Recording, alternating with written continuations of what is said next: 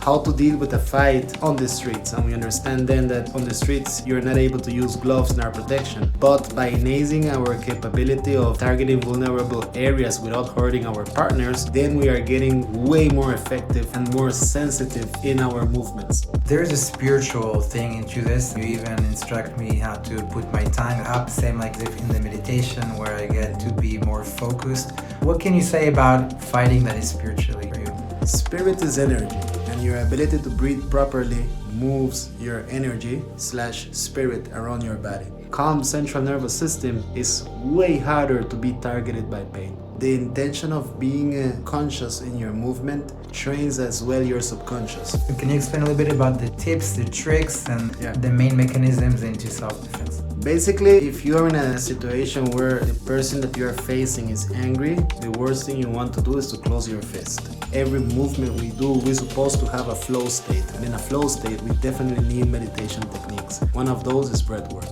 That puts you in a certain way out of the matrix. You're seeing the person attacking and you're defending and immediately counter-attacking and having timing into your own attacks. Always go forward. If you get caught up into going backwards, you're fighting on your heels and it's very complicated. The best way is to repeat the movement over and over again, being resilient to pain, being resilient to scenarios where you're not winning maybe.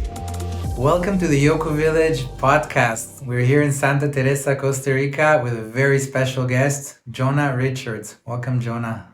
Thank you, brother. Thank you for inviting me.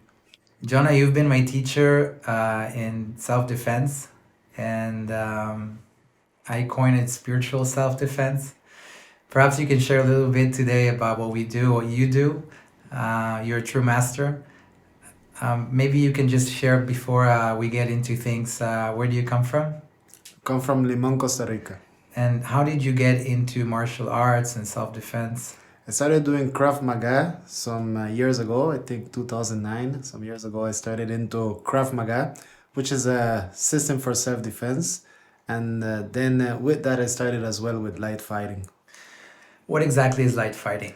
Light fighting is the art of fighting without hurting your partner.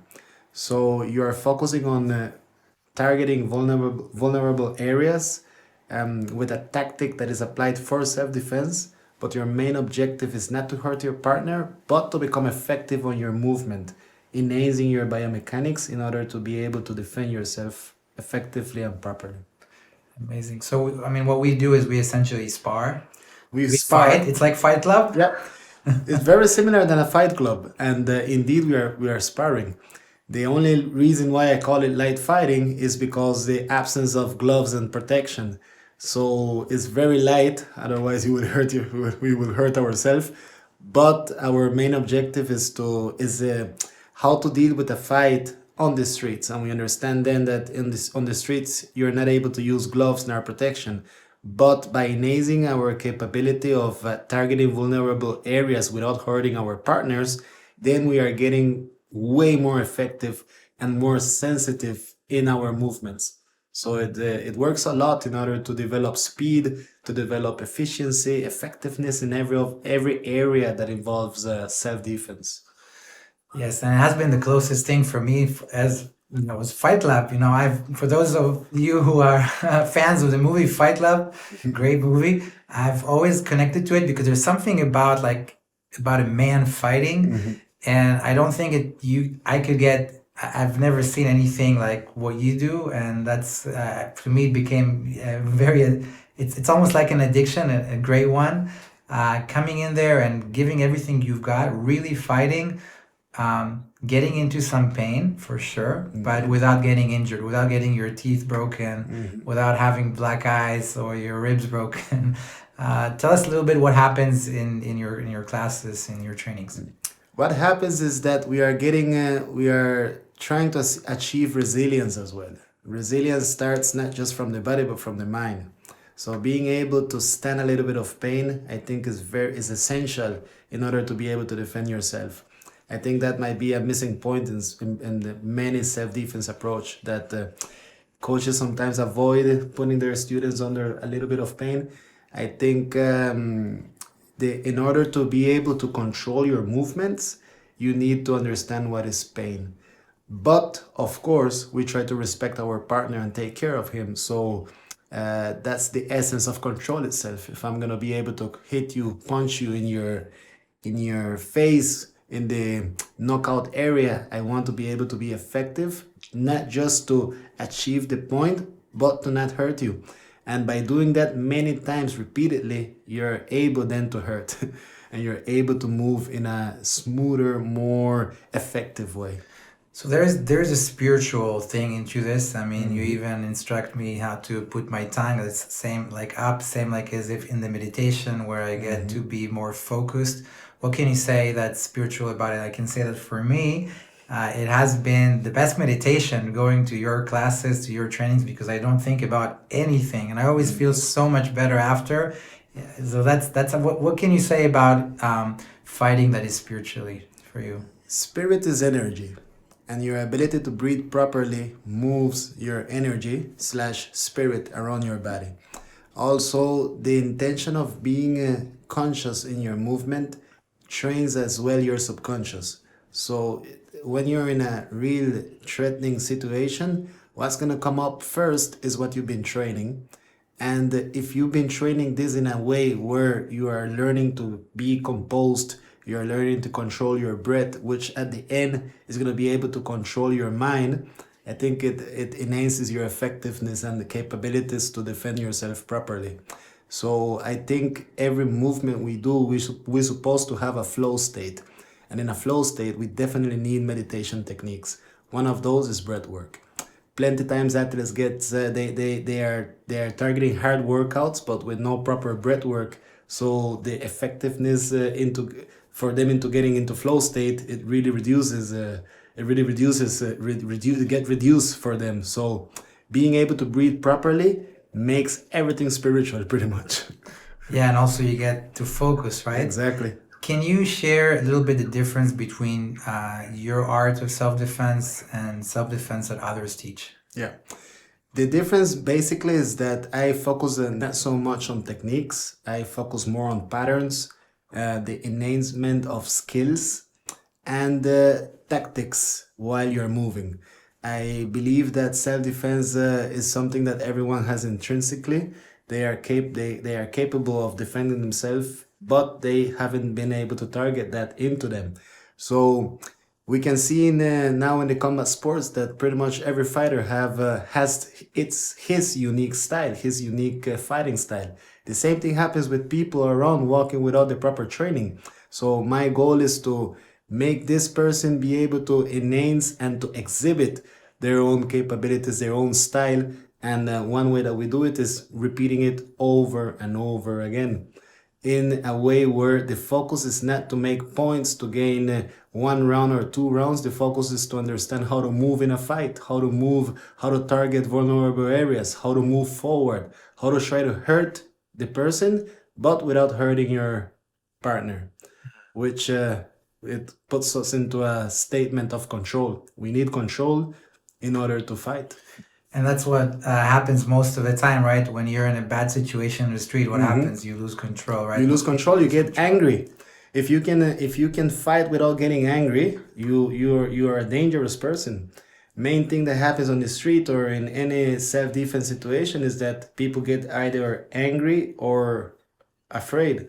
If you are able of getting into your own movement pattern and being able to move without thinking unfair, without being afraid, without being angry, you're a dangerous person. We are talking that you are able to defend yourself into a flow state. That it puts everything in another level. And so to get there fast, the best way is just to fight, right? The best way is to fight. The best way is to repeat the movement over and over again, being resilient to pain, being resilient to scenarios where you're not winning maybe. You're under severe stress where your partner is winning you in the movement itself and you are keeping your composure. You are receiving a punch in the face, a slap in the face. Sometimes you try to defend a kick, you lift your chin bone and you hurt and it hurts, but you continue.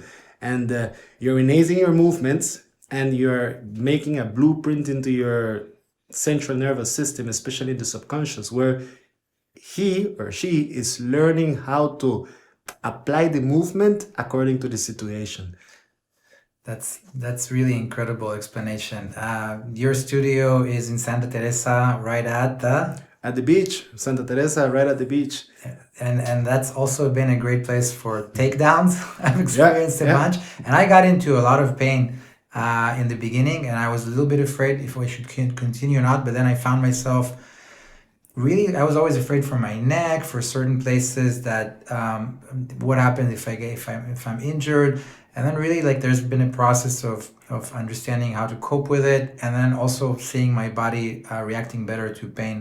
And I think that's maybe one of the best gifts that I've received in those training. Also, aside that I feel more confident with myself just walking the street.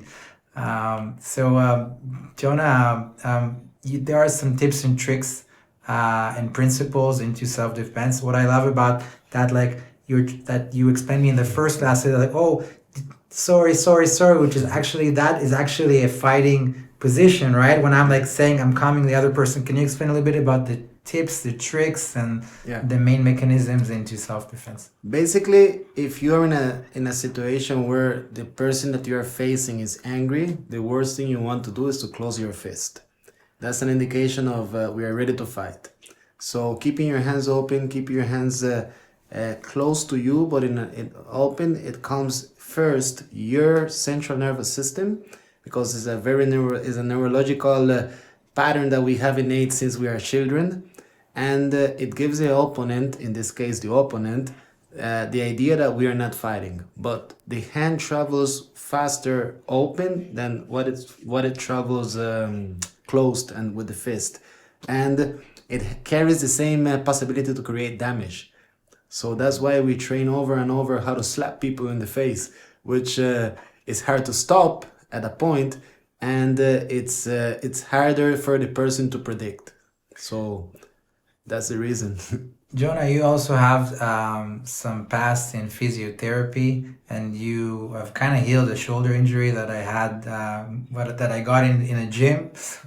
And I didn't understand how you were training my legs when I had a shoulder injury. Can you share a little bit about your techniques Yeah. in your trainings, and also how to heal people that are doing this, that are getting into like new situations with their body? It's about alignment. And one issue that I had years ago with traditional physiotherapy is that it tend to be very isolating in the approach. If your shoulder hurts, you focus only on the shoulder. If your knee hurts, you focus only on your knee. When the body is synchronized, it connects, is connected from your big toe to your forehead. Everything is connected. So my approach, well, it's not only my approach, but the approach that I do is I look for alignment. I look to work on the breath, working out the breath in order to create decompression of the body, and that makes the person able to feel themselves.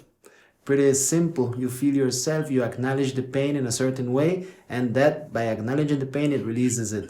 We need alignment though. We need proper breathing patterns as well. Breathing patterns create a better alignment on the body, and focusing not. When I say focusing on the pain, I don't mean that you are walking thinking that something hurts, but you are walking understanding that your breath has to be calm. That will calm down your central nervous system. Calm central nervous system is way harder to be targeted by pain.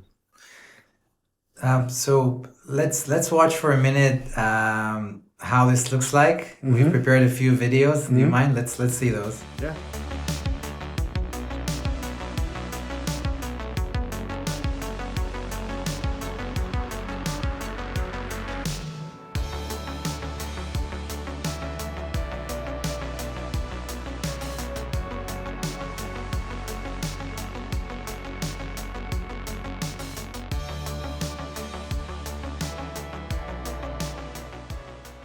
Jonah, can you tell us about the 10 principles of light fighting? Principle number 1, breath work. Keep your breath under control. Try to breathe as much as possible through your nose. Second principle, keep your composement.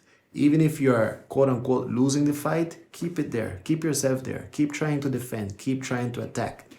Third, defend and counterattack immediately. That puts you in a certain way out of the matrix. You are seeing the person attacking and you are defending and immediately counterattacking and having timing into your own attacks. Fourth, always go forward. If you get caught up into going backwards, you are fighting on your heels and it's very complicated. Fifth, try not to go on the ground. It's very important. If you get someone that wants to take you on the ground, try to avoid it. And sixth, if you are on the ground, be mean as possible and get up as quick as you can. 7, try to have a sense of a flow state while you're moving. It's not just repeating a movement because you have learned it, but flow with it, go with it. You do one movement, you do another movement. Always keep a flow state, which is easier if you have breath control and composement. 8, never stop. It's very important while we are training that doesn't matter how longer it is, try not stopping. You want to teach your brain that if you're in a dangerous scenario, you're in a fight, you don't want to stop because you are getting hit, you're getting punched, because your life is in danger, so you want to continue. That creates mental resilience. 9, try to keep your feet straight. Keeping your feet straight in your fighting posture, it enhances your back chain in your fascia to be dominant, and that makes it calms you first. It avoids you from getting injured second, and third, it creates a decompressed breathing pattern. And 10, take care of your partner. Try not to hurt him. Then you need control. So control and taking care of your partner, not trying to knock him out or to have him with a broken ribs or something, or a super hard submission that makes him unconscious. So those are just defending, and by the way, does kicking in the balls really work? Kicking in the balls work, but you shouldn't focus all your self-defense approach into kicking on the balls. What you want from kicking on the balls is to create. You want the biomechanic of kicking on the balls to be the right one, and understand that it works, yes, but one mistake that I see that plenty coaches make when they are training kicking on the balls is that they kick with power. They focus a lot on that as the ultimate technique in order to win a fight. Like, come on, it's not like that. But obviously, if you're on the ground and the person knows a little bit of grappling and you are able to hold him from the balls, you have an extra 2 inches or 2 seconds to do another move, to get up or to even submit him if you have to.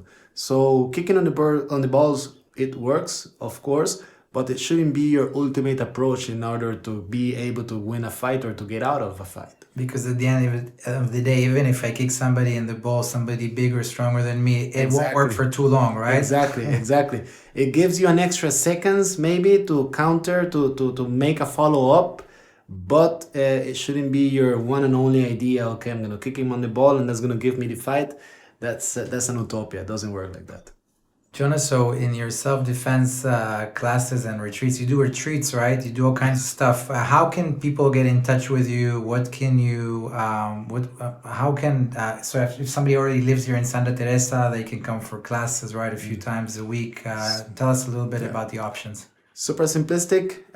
Once you decide that you want to test it out, you can DM me through Instagram. My Instagram is at jonahrichards.bta. And let me know so we can get prepared for you. And with retreats, we are doing private retreats where we are getting into self-defense and especially on light fighting for 3 to 5 days, where that's all we are doing. We are fighting a lot, training a lot, getting through the principles of light fighting, and as well getting into the principles of body optimization. And that's our objective, optimize the person from the inside out, creating more resilience, creating a better biomechanic, and the resilience comes from understanding that pain is an option, but you have the option to control it, and it shouldn't arrest you for the rest of your life. For me, I feel like I've gotten so much focus out of this. My work day goes better after I have a training. It's such a different thing. It's almost like I sweat differently when I fight. There's a lot of contact, but learning how to deal also, like with you, like now anybody in the street doesn't look that because I've been like trying to deal with you now for a while. I really recommend this to all my friends who want to get into a different level with themselves. Also get into Awesome. the meditation of fighting.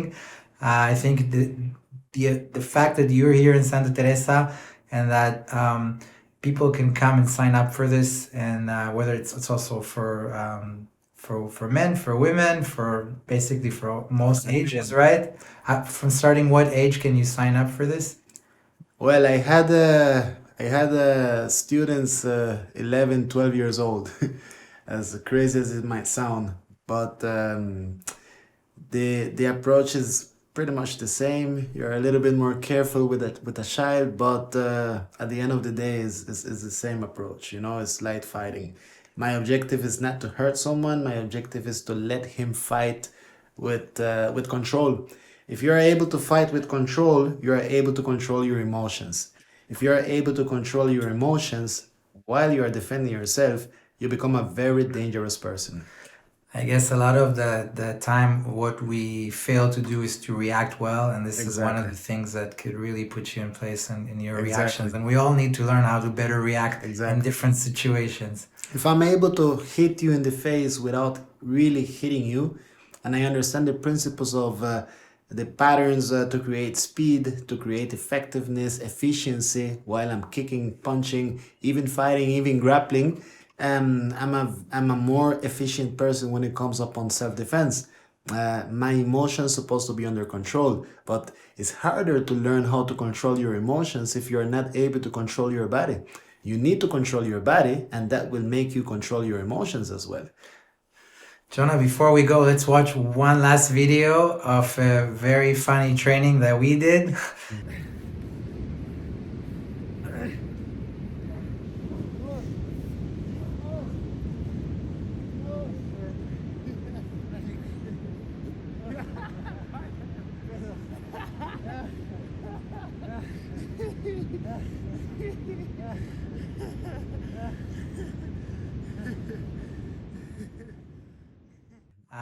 Thank you so much for coming here. You're the best, man. Thank you, brother, for I inviting me. appreciate you. It was a joy for me to come here and to explain what I do, and I'm very happy that that had helped you so much, and very. I'm proud with the fact that it's also helping people to become more confident in their daily life and become stronger and more resilient. That's the goal. Thank you, Jonah. You're welcome, brother. A pleasure.